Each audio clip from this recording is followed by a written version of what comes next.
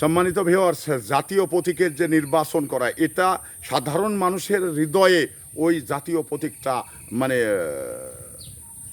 জায়গা করে নেয়। তো সেই জায়গা করাই এখন একজন মানুষ একটি দলের মানে সমর্থক বা একটি দলের কর্মী বা একটি দলের ভোটার, তো সেই মানুষটি যখন অন্য কোনো দলে ভোট দিতে যাবে, তার হৃদয় কিন্তু কখনো মানে সম্মতি জ্ঞাপন করবে না যে ভোট ওই এই দলে দিতে হবে। তো এখানে আমি একটি দল করি, আমার জাতীয় প্রতীক আমার হৃদয়ে গেঁথে আছে, আমার রক্তের সঙ্গে গেঁথে আছে।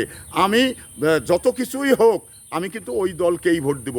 ভোট এমন একটা জিনিস যে সিদ্ধান্ত নিয়ে থাকে, এই সিদ্ধান্ত কোনো কিছুর বিনিময়ে পরিবর্তন করা যায় না।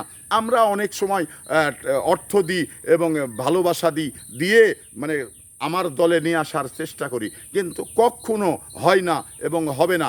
কারণ তার হৃদয়ের ভিতরে একটি জাতীয় প্রতীক গেঁথে রয়েছেন, একটি জাতীয় প্রতীকের জায়গা রয়েছেন। ওই প্রতীক ছাড়া অন্য কোনো প্রতীকে সে কোনোভাবেই ভোট দিতে পারবেন না এবং ভোট নিতে পারবেন না।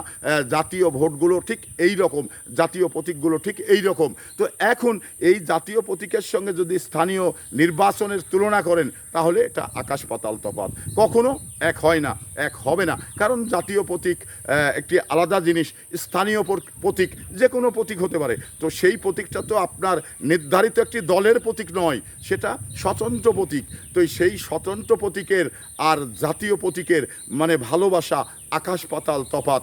জাতীয় প্রতীক যেখানেই থাকুক, যত দূরেই থাকুক, এবং ওই মানুষটির কাছে আপনি একদিনও ভোটের কথা বললেন না, তারপরেও সে জাতীয় প্রতীকে আপনার গিয়ে ভোট দিয়ে আসবে।